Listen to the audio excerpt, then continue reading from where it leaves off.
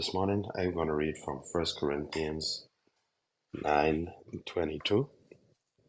It says, when I am with those who are weak, I share their weakness, for I want to bring the weak to Christ. Yes, I try to find common ground with everyone, doing everything I can to save some.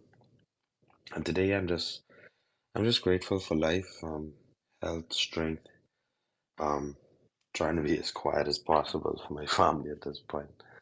Um, but I'm I'm just grateful for the opportunity to save people when we can, you know.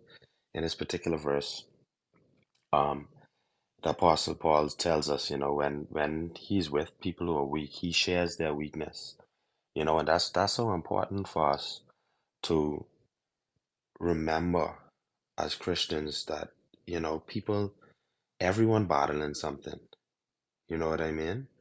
And in order sometimes, not like we tend to have like always an upbeat overview of things, and we have a right to, you know what I mean? Because we know how good God is, whether it be in the good times or the bad times.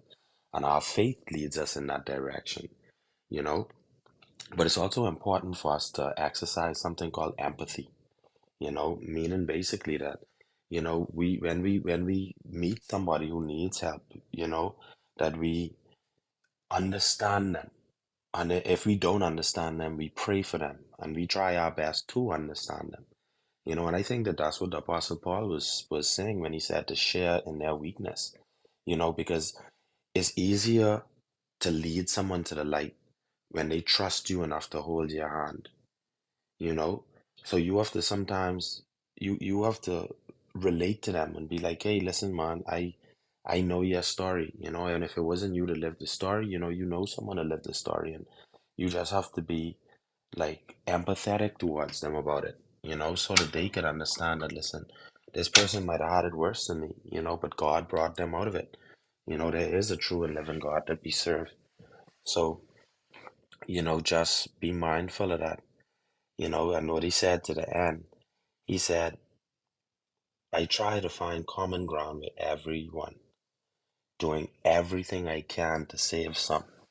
And what I took out of that particular verse is that you don't give up on people.